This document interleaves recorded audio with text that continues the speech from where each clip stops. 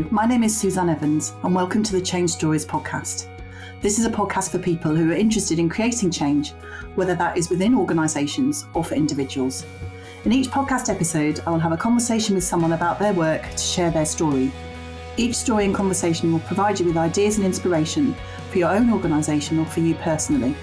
To find out more about each episode, including further reading, and to share your change stories, go to www.changestories.co.uk. Hello and welcome to the Change Stories podcast. My guest today is Dr. Bryn Hotchkiss. Hello, Bryn. Hello, Suzanne, and thank you so much for having me.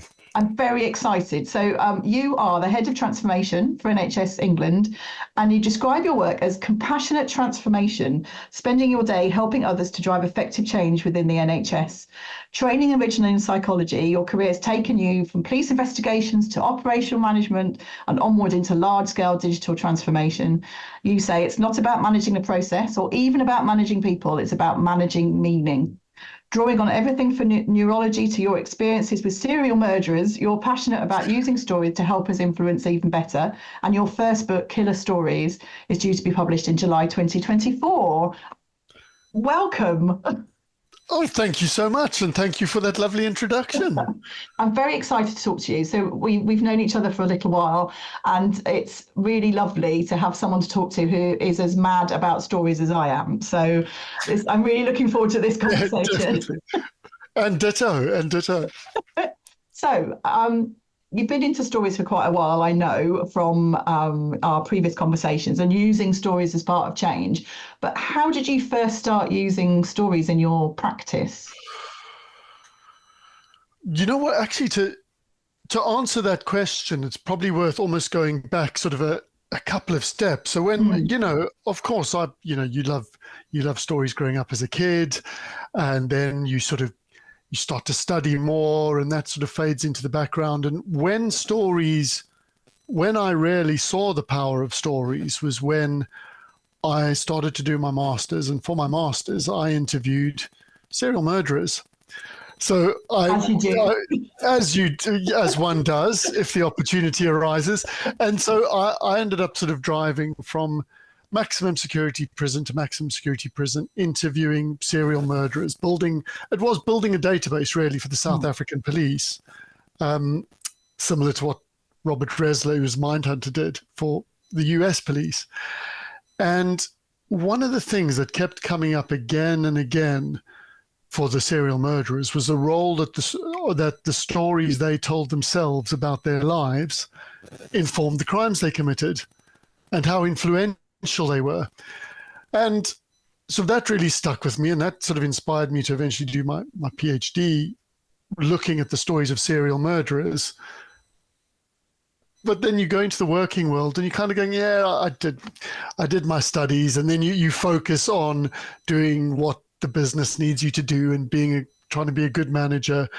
And it was actually only when I left policing and came back into the NHS, when you suddenly look at the scale of the change. The NHS is the 5th largest employer in the world.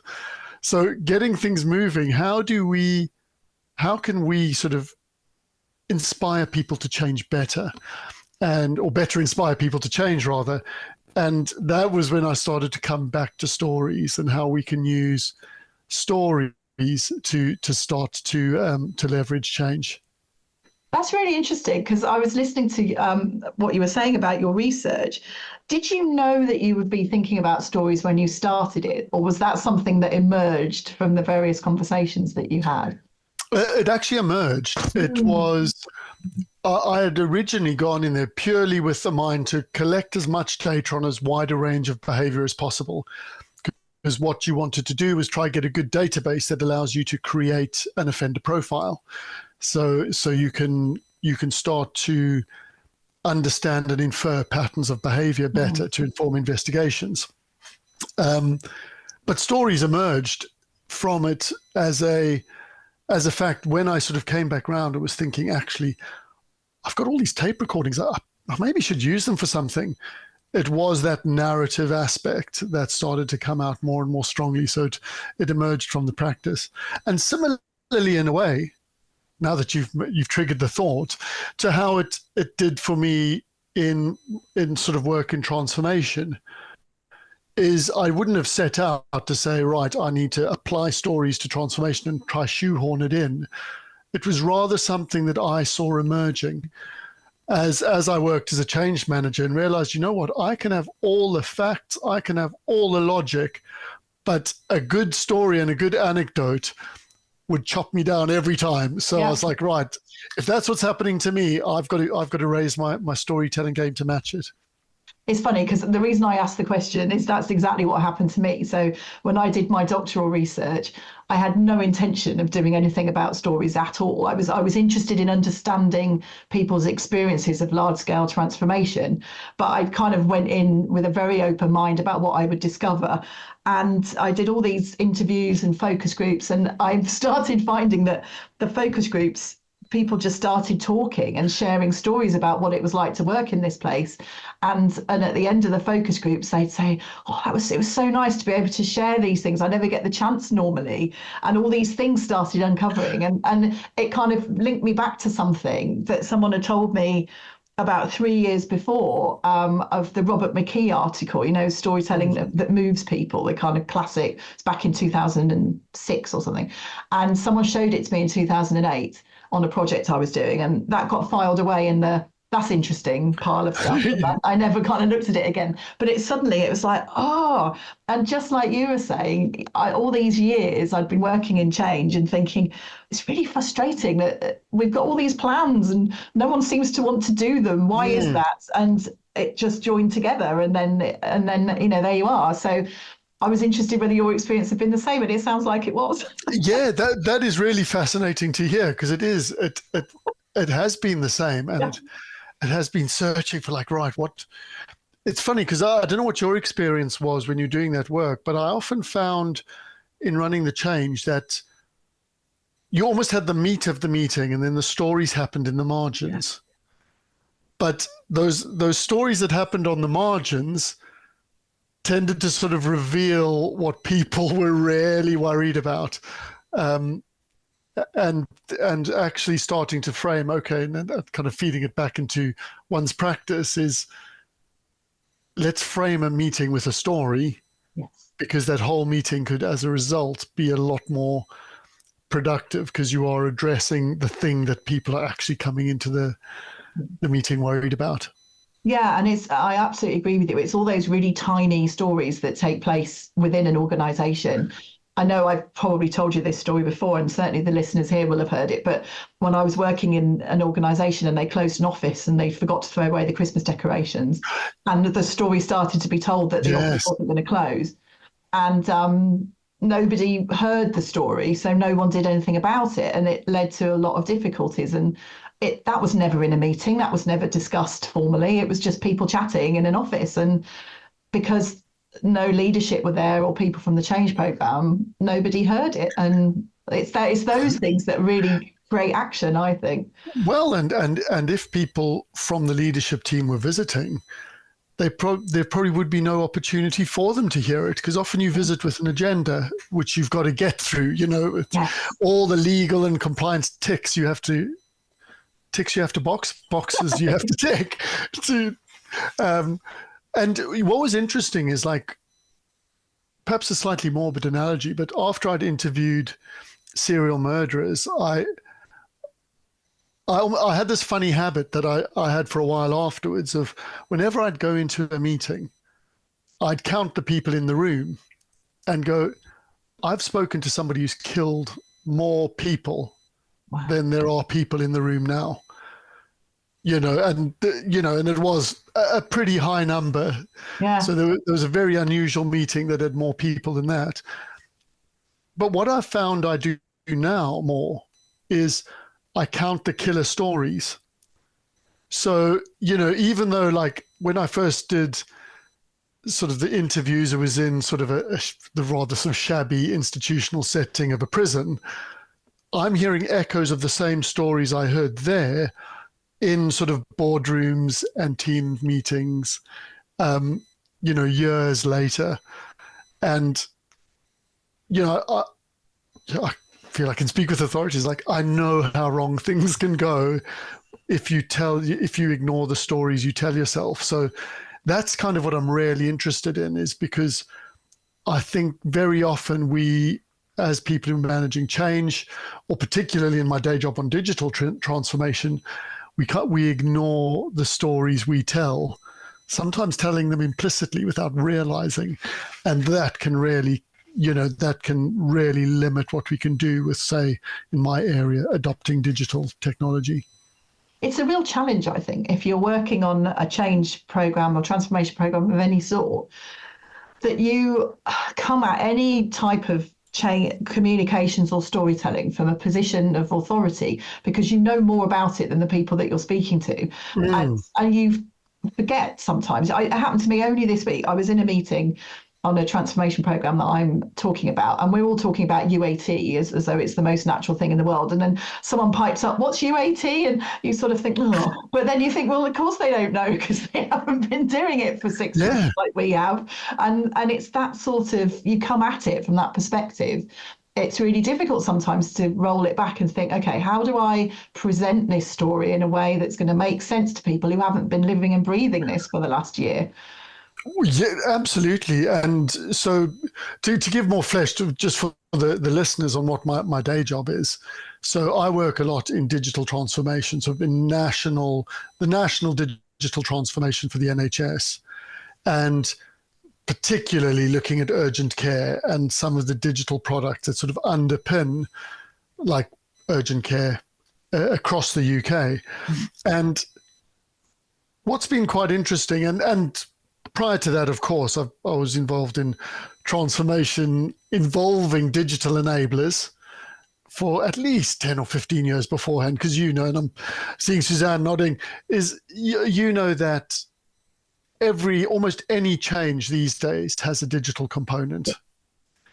I think post-COVID, we suddenly go like, oh gosh, the whole world can be much more digitally enabled than we realized.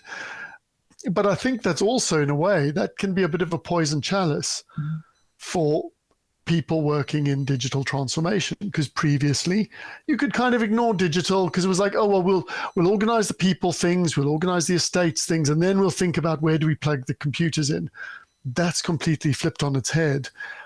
And interestingly, and again, I'll draw on an example from one of the serial murderers I spoke with. One of the patterns I've noticed the most in digital transformation is one that's sort of reflected in at least sort of about almost all of the dozen murderers I spoke to. They showed a sort of similar pattern where they would say comments like in interviews, I could have felt this way, but I'm not really sure, or I may have felt this, but I can't say really. And if only I'd sort of realized where my story would, where I'd end up, I maybe would have done things differently. And in one case, let's call the guy Kyle, this sort of fog around his story was so thick, he stopped having a story at all. He would have snippets of stories. So it would always be, and usually it was always the bits that made him look good. But as soon as I tried to link things together or pin him down, he would change topic. So, he'd be talking about how he likes helping people, and he lives for helping people. And then as soon as he starts to talk about how, sometimes, those people would get annoying and then I'd get angry with them. And I tried to pin him down on what would you do then? He would change topic, going back to, no, but actually I'm really a great guy. And these, and this would mean like very often, like events seem to have unknown causes and unpredictable effects. There's very little chance to reflect. Fragments of the contradictory story drove contradictory behaviors. And actually this was a very warm, comfortable blanket, ultimately, of fog, because wrapped in it, Kyle never had to deal with the clash between who he believed himself to be and who he actually is. And the digital equivalent of that is pretty much exactly the same. It's that fog of, and I know I guess, I'm going back 10 years now, first working on a really large scale, digitally driven transformation program. I was moving for, just all part of an exciting effort to make the organization agile and streamlined, and of course meet the financial challenges of austerity. And that was really great. And that's how it started out. But then suddenly, as you're going around between meeting room and the team and the IT supplier, you start to get lost in the fog. So what is this actually about? And you get these little contradictory snippets. Is it about giving laptops to everyone? Is it streamlining our admin? Is it keeping officers out on the streets? Is it saving printer paper? Is it or is it some sort of greater, undefined yet very exciting vision? And we actually had no story. And switching between these little narratives constantly meant we never could address the negative stories that were out there. We couldn't say what the results of our adoption would be. And ultimately, we were doomed to success. And we became a lot like Kyle. So that warm blanket of fog was comfortable, and we never had to deal with that clash between what we believed we were delivering and what was actually happening. I find that so fascinating because it chimes strongly with a lot of the digital transformations I've worked on. So a lot of mine have been around the introduction of a new ERP system. I've worked on quite a few of those over the years in a variety of places. And it's one of those changes where at the top level, like the strategic level, it makes a lot of sense, doesn't it? Because it could be that the system currently doesn't work anymore, or it's becoming obsolete, or you can't deliver customer service, or et cetera, et cetera. But actually, for Joe Bloggs, who's using it day to day, trying to create that story that is going to resonate with them is much harder. You can write the story of the change and how it's going to, it means we can deliver excellent customer service, or as one I worked on in an insurance company, about streamlining their call centers, etc. But how do you explain to somebody who's using it all the time, well, actually, you're going to have to learn how to do everything in a completely new way. Start to create that story in a way that's meaningful and convincing and exciting for people, isn't it? Absolutely. And listen to the stories that might come back, where people might say, oh, yeah, it'll be great having a new EPR, but I will be unable to do my job for 3 months. Yeah. I've definitely felt exactly that same. You feel that delivery pressure, but because you're not listening to the stories that are coming back, you're not responding. And if you're not responding, then things end up perhaps not turning out as one would have planned in your project plan. Well, indeed. A colleague of mine, Alan Arnett, who I talk about a lot on this podcast, he has his shiny pen theory, how a lot of the time when we're doing change communications, we are trying to convince people to buy our shiny pen. We show them the shiny pen. Look at the shiny pen. Look at the lovely shiny pen, without understanding whether they need a shiny pen. That's what we should be focusing on. Yeah. And absolutely. And I think that sort of is another potential sort of killer story. And speaking, and I think, and I'd welcome your thoughts, because I've seen it in the digital, the digital space expressed in a certain way. And I suppose drawing another serial murder parallel, like one of the chaps I spoke to, let's call him Sasanda. So was very friendly, he was very non-confrontational, quiet, calm, quite soft-spoken, very polite actually. But he was. But in one area of his life, he was really clear. He had no choice. He said, and I'm quoting him now. He said, "If you made me angry, for that anger to go away, I have to get hold of you. I have to touch you. I have to hit you once or twice, because." And again, these are his words, I must dominate to be the man. This is showing them who I am. So he was so focused on this one story about himself and who he was. It actually came to dominate his whole life. It started to dominate his relationships. And when you look at his life arc, an otherwise pretty promising life, ended up going quite rapidly to a very, very dark place, which I think he's now serving out 5 life sentences as a result. Because everyone I spoke to had killed at least 2 people. So clearly things got very out of hand. And I'm not saying anyone I worked with digitally killed 5 people, but there's a similar sort of digital equivalent to that killer story of I'm just one thing, and that is sort of, we are here to deliver a thing. Yes. And it's, now I put the image digital in a sort of free image search online, and what pops up? Laptops, computers. And ironically, that's like the cliche that most sort of people who come from a very digital background complain about the most, saying we're not just here to deliver a thing, but ironically, it's simultaneously their go-to narrative for a lot of people, not everyone, but when they deal with digital improvement and technology. And it's not as crude as saying, hey guys, I just give out the laptops. It's a little bit more subtle. And some of the most common things I've heard are things like, we deliver the technology, the system needs to implement it. We're not commissioned to consider benefits realization. And it's often coupled then with a highlight report, which shows how many new features have been delivered, and the production line, which shows everything's great and on track. But it's that inflexible, we just deliver the thing. And I guess how that then plays out in the change space, being part of, having been part of change teams, is, listen, guys, we're just delivering the new future operating structure, making sure it works. That's not our problem. Mm. So once we've got you estates, and once we've got you all in one centralized office, or, pick one of those staple change moves, we've done our job. And I think it's that one thing that can, and it's that belief you're just here for one thing, that can also just kill change adoption.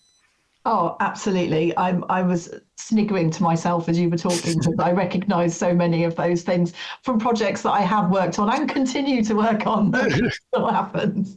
And I'm always banging on about, with my clients, this a three-legged stool, of technology, where you've got to have technology, process, and people. But I'm going to have to add meaning to it now, because now that you've told me that, I need to have a four-legged chair rather than a three-legged stool. Oh, wonderful.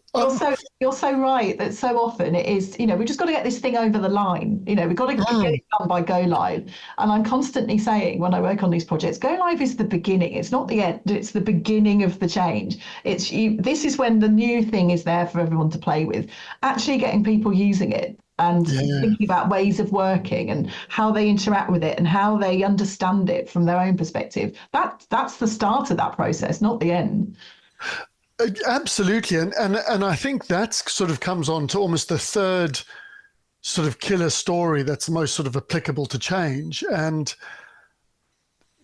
and again, and this just murders sort of change adoption also, is like, and it sort of comes out as what I could probably best call it as an I am the victim script. Mm-hmm. And, one of the most prolific serial murderers I spoke to sort of summarized it perfectly. He was like, people just see the person who did these things, but they don't see the things that got them there.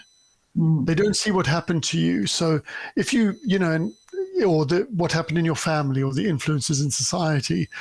And he gave quite a vivid quote, as sort of like, if you kick a dog, it will run away, but every time you kick it, it will run away and hide. But then one day it'll turn around and bite you.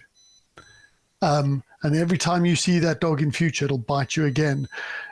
And interestingly, that came up again and again in my interviews. And it's the same in the UK, actually, because I've read studies of offenders, like the idea that they're a helpless victim of a cruel world.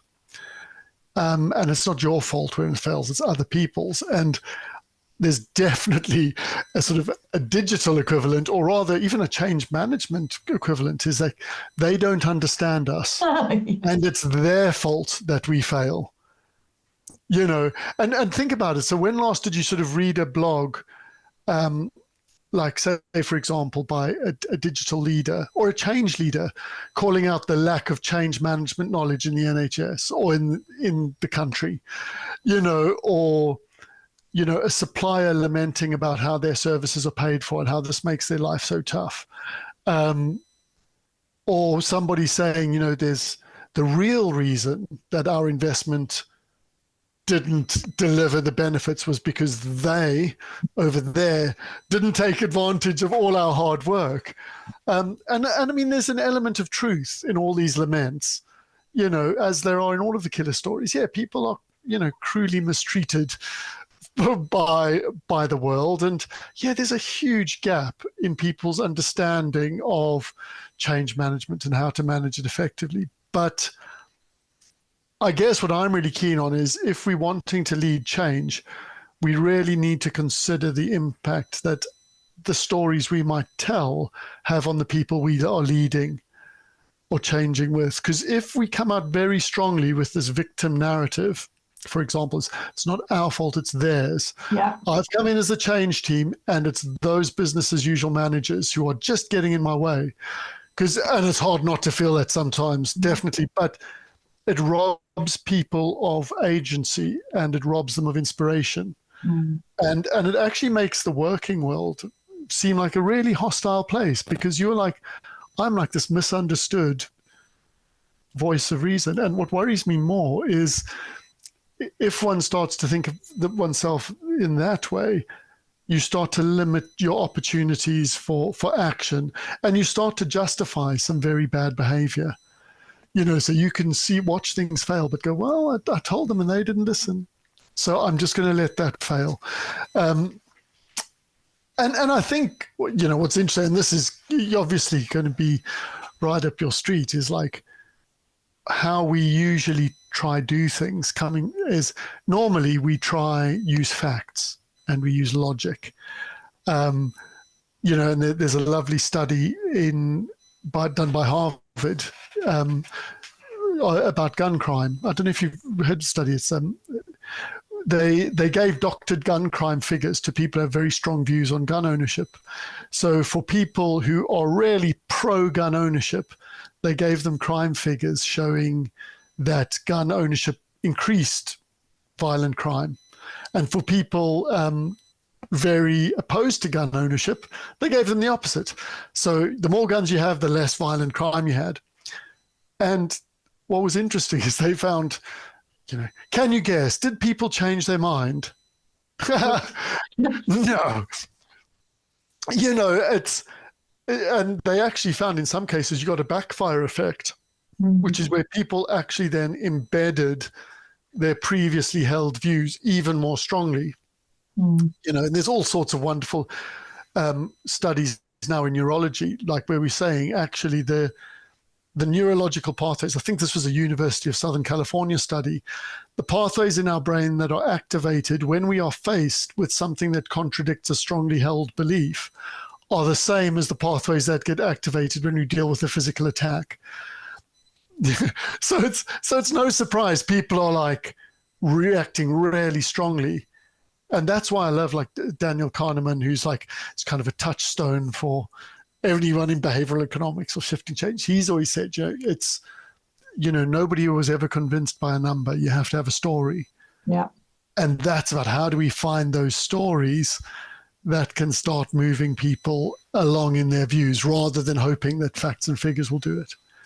It's interesting because I hadn't heard of that Harvard piece of research, but one of the paragraphs from Robert McKee's article, which really got me when I first read it, was this idea that, the normal way in leadership and management that we've all been taught, how you convince someone to do something, is creating a beautiful set of PowerPoint slides with a series of steps that takes them towards where, I'm paraphrasing, but, where you want them to go. And he made the point that you can't influence people with facts because they have their own story running in their head the whole time. And if your facts don't fit with that story, they ignore the facts. Their story prevails because it's stronger. And for me, that was like that light bulb moment. And I was like, oh my goodness, we've all been doing everything wrong all these years. The number of PowerPoint decks, my background is in Big Four consulting. So I spent a long time as a junior consultant making really lovely PowerPoint slides. And, hour after hour, pack after pack, you think how many of them actually made people do anything differently, because we never came at anything from that perspective. It was like logic and do A, B and C and D will follow. Well, people don't work like that. So I think it is long overdue that people are starting to think of storytelling more. I think it's becoming more popular. I'm sure you've seen it too. It feels like it's stopped being something that's a bit woo-woo and something that actually is quite, meaningful and normal. Yeah. But in the digital space, I don't think there's much talk of storytelling. You probably know more about this than me, but I don't see it. Well, and that's what's so strange, is because what surprised me, and um, choosing my words carefully and then deciding not to. When I was going into sort of digital transformation, sort of full time with the team, I was kind of expecting, oh gosh, this is going to be dry. This is going to be like accountancy. I like a good bit of coding. I like a good chunk of jargon. And while there's an element of that, overwhelmingly, a lot of the digital professionals I work with are really creative, thoughtful people. And a lot of the methodologies that digital use are often narrative based. You got user researchers finding out, okay, what's the patient journey going to be? So that's been really fascinating for me. And I guess that's why I get so interested. It's like, how do we, take that interest that's already there in the digital space and bring it to the forefront more? And I guess one of the things I'm always really keen, and I'd be interested how it's worked with your practice, because I know you really emphasize quite a lot of co-design of the story and collaboration in shaping the story, which I'll admit is not something I've done a huge amount of, but I've realized I really need to do a lot more of, is how do we find the right stories within our teams or within the area we're trying to change to sort of unlock change. So I guess one thing is definitely just one technique I've used is trying to just notice stories more. Yes. Is like, finding those markers. So it's like listening out to, okay, if I'm hearing somebody, and I think this is from, I'm just looking at my bookshelf. Actually, it's Sean Callahan's Putting Stories to Work. Oh, I love his book. Brilliant book. And I loved his advice on finding stories. Like you said, is it someone in a time or a place doing something? And is there some direct speech? Okay, I'm listening to a story. Yeah. And noticing more of that, and then paying attention to those stories that are coming up in the margins of a conversation. A great example where I really noticed it was when we were talking, I just joined the NHS, and we're talking about how do we help get patients to the right place and the right time more quickly. And obviously our thinking's evolved quite far from where it was 5 years ago. But 5 years ago, we were thinking very much, how do we stop people going to an emergency department if they're not really that sick? And we're talking about all these clever techniques of how we shift the channels. But then in the coffee break, all of us, all employees of the NHS, were talking about recent times when they had to go to an emergency department and they weren't that sick. So one lady was saying, he said, I've just spent this weekend, I went to 3 different emergency departments because I needed an emergency prescription for my daughter. I know I shouldn't go there, but where else am I meant to go? And I found those stories really revealing about the depth of the challenge. Incidentally, quick plug, if you need an emergency prescription, NHS app's fantastic for that. But we need to get the message out there, Bryn. It's important. Yeah, totally. But that is one of the things, is listening to stories more. I absolutely agree. I think we all have a habit of drifting around, not really paying attention to what's going on around us. And I think for me, once you start actively noticing stories, they're everywhere, and you just listen to them, and you only need to spend a bit of time listening and your themes will start to pop out. It just happens, and then you're like, okay, that's what I need to focus on, because that's what I hear people saying. And how people are talking about the past as well, I think, is really important. So that's especially for digital. I think so many of the transformations I've worked on, there's so many stories told about last time this happened, and last time we introduced Oracle, it was a nightmare. Well, okay, and Oracle, I'm not naming as a specific one, it's just one that I heard recently. Let's unpick that a bit and find out what didn't work so well last time, and then see if we can do something different this time. It's those sorts of things which normally we probably would put down to someone just being annoying or stuck in the past or something. But actually, no, let's listen and let's take notice. Yeah. So how do you, in your practice, so I'm just taking advantage of your time to ask, how do you, in your practice, bring those stories out of people? Do you do it consciously as an exercise, or do they just emerge organically, or a bit of? It's bit of both, probably. It depends. I think I'm always listening, and it's much harder now. We work in a hybrid way because you have less of those kind of wandering around the office listening to people, but you can still do it. So those things on the margin I listen to, but often I'll set something up and elicit stories through asking a series of questions.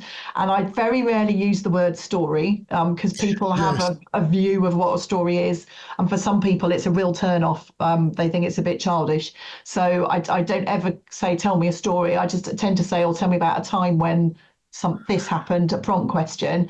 Or if we're at the middle of starting some kind of new digital adoption, I'll say, oh, I know this happened before. What happened last time? And just get them to tell me. And it's often, it can feel like they're just having a real old moan about the past, but you can learn so much from those conversations. Yeah, and funny enough, I know in narrative psychology, there's a phenomenon called sort of nuclear events. They call it nuclear events, and it's the stories built around sort of pivotal moments, like either personally or in an organization or in the world. So, for example, and we're approximately the same age-ish, 9/11 is a nuclear event. Everyone knows where they were. I know when I did, I was presenting to colleagues in the UK Parliament, they mentioned the murder of an MP as a nuclear event. It's almost like that's the moment where so much changed in the organization. And recently, we had COVID. And really for digital, that's quite a powerful nuclear event, because suddenly we were living our lives through a screen. And some of the consequences of that, I mean, we're still trying to work through what it means. So, for example, in healthcare, I was working in primary care at the time, so with GPs, and we had moved very rapidly to online, of course, because every GP surgery had to shut at that time. And we did some patient experience work to find out, how is this feeling for patients, this big change?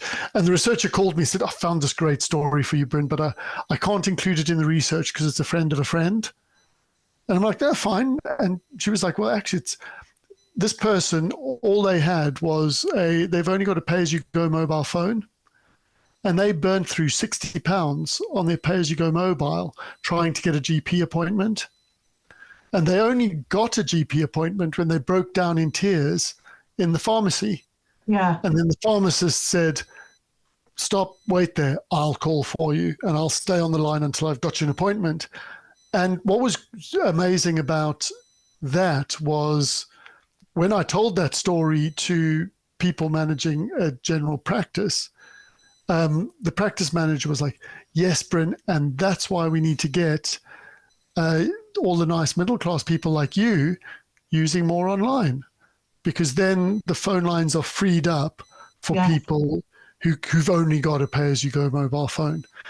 And I think it's capturing those stories again, and how we can use them to trigger change can be really powerful. I think it's back in the day, I did a piece of work years ago for London Underground. And this is when I was still at Anderson. And we were doing some work around customer service. And we talked about moments of truth. And I think that's exactly that, isn't it? Where it suddenly reveals something about the way things are around here. And I think any stories that you can gather around that just illustrates far better than some pie chart or data or anything about actually people's experience of working with us as an organization. It's hugely powerful. And I like that thought about moments of truth. I had another, and this is sort of an open question, but it's a lot of what we hear about change, about technology, but also about change more generally, kind of follows almost in in narrative psychological terms, like a condemnation script. Mm. So all the serial murderers I spoke to, their narrative followed, and you can't see me tracing in the air here, is that they followed a kind of a condemnation or contamination script. So it goes from a high point. I had promise when I was young, and then it goes downhill. And when I spoke to them, it was obviously the depths of that downhill when they are imprisoned for just generally their story ruining their lives. It's classic. You'll see the same curve in Shakespeare's tragedies. Yeah. And the opposite of that is sort of a redemption script. So something like, we've had a negative beginning, but it's become a positive ending. And even more significantly, and there's been research that actually links redemption scripts to greater happiness and greater concern for the next generation, was people overcoming a negative situation and turning it around. And what I'm really keen to do is that we collect more redemption narratives, because that's a story that's not necessarily saying, gosh, isn't this change going to be wonderful? This is a story that's saying we worked together to overcome something tough and we got better.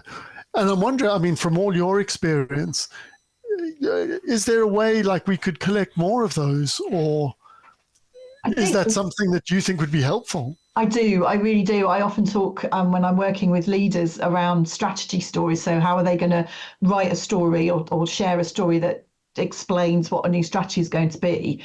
And there's often a bit of unwillingness to put in anything about adversity, that it's just going to be, a constant trajectory upwards from where they are now. And actually what we know about the brain and how it reacts to story or narrative is it needs emotion and it needs adversity. If you think about the story arc in films, there's always we're talking about Star Wars, weren't we, before we started recording? And that's the classic narrative arc, isn't it, where there's a quest and adversity on the way, and then success. And I actually think that's what engages people in a story. If there's no adversity, if there's no cliffhanger, if there's no emotion, it doesn't feel real. But I think it's a real struggle for leaders and organizations to accept that there needs to be that adversity built in, and an unwillingness to admit that things might go wrong. Yeah. But I try and get them to do it, because I think it's really important, because it's never going to be plain sailing. It's not. Absolutely. And I think there is a sort of there is a tendency to sort of have a weird sort of, coming back to the point around the fog, a very foggy narrative around change, where it's either going to be brilliant and great, or we're going to draw out the old mythical figures that 70% of change programs fail. I mean, I don't think it's a coincidence that figure came out from consulting companies trying to sell you change management stuff. But you know what, I think like what you've described is such a lovely way to sort of merge those two. Yeah, I think it's, this could be a whole other podcast actually about adversity, but I think it's, there's almost like a leadership trope, which is about the hero, leader as hero. And I think a lot of leaders find it difficult to step away from that model and see, a strategy or a piece of change as being something where there'll be moments when it is difficult, and acknowledge those up front, but also then talk about what plans are in place to deal with them. That's, whenever I worked with the leadership team recently about a new strategy that they were trying to do, and they'd done the usual, the town halls and the PowerPoints, and it hadn't really stuck. So they got me in to help them craft it into a story. And they said what I got them to talk about, each person on the board, was what excited them about this new thing that was going to happen, but also what were they scared of. And we talked about that. Every board member had a story which had both aspects in it, and they were really honest about it. Yeah, and that's great to hear. And interestingly, because and of course I'll bring it around in another shameless plug to the book Killer Stories. So for people who are like you've liked the serial murder bits of this talk, like what this book does is expand on those killer stories. And with each of the dozen or so serial murderers I spoke to, or a selection of that dozen, These are the different killer stories they told themselves. And this is how those killer stories can apply to your life, dear reader, in the same way as like the fog and the victim narrative and a condemnation script.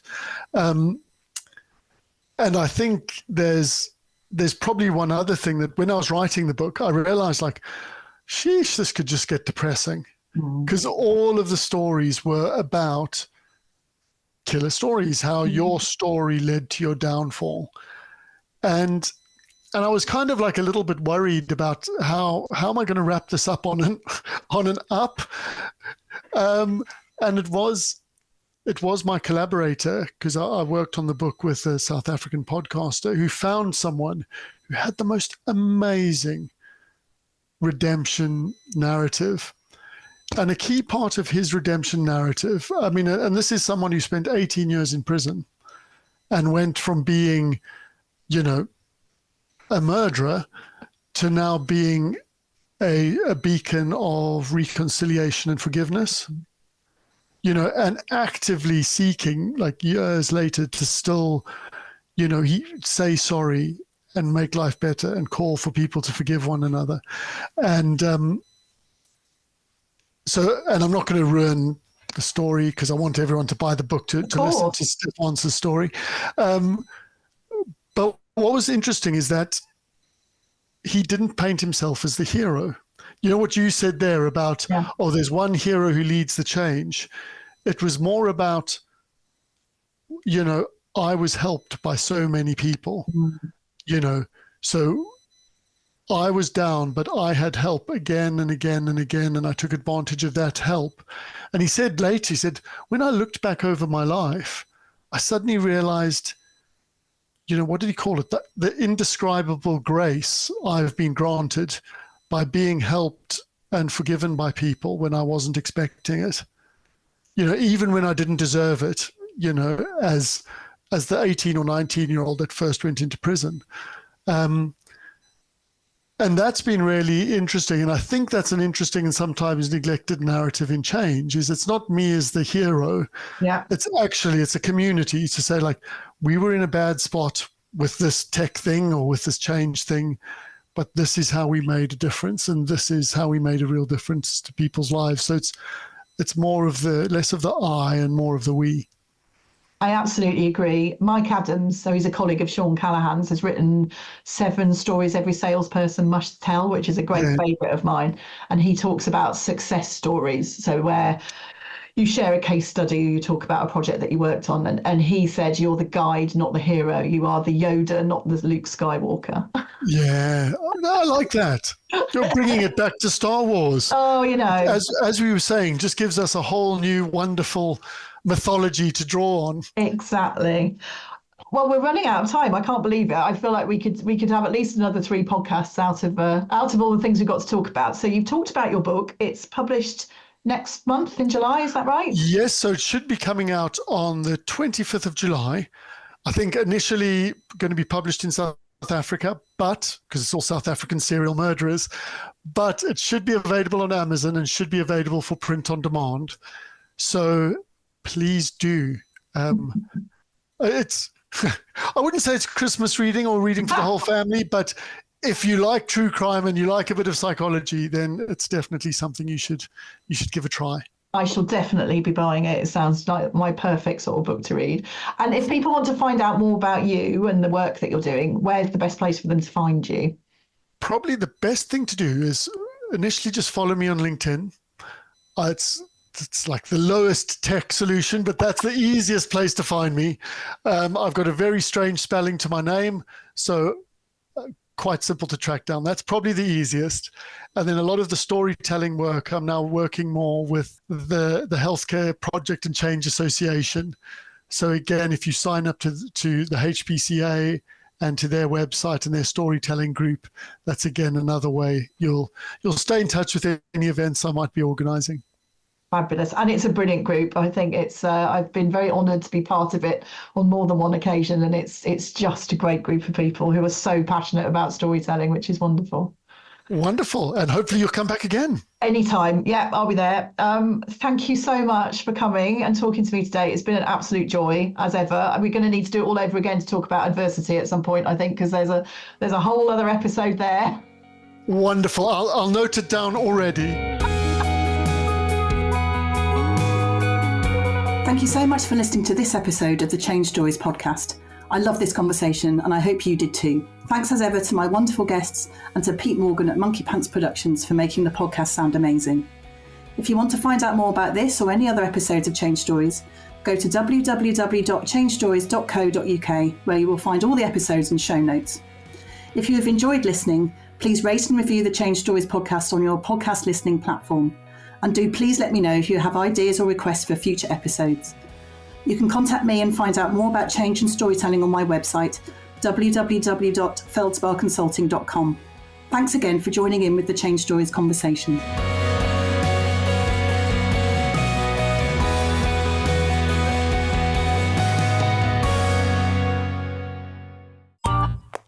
This has been a Monkey Pants Productions podcast.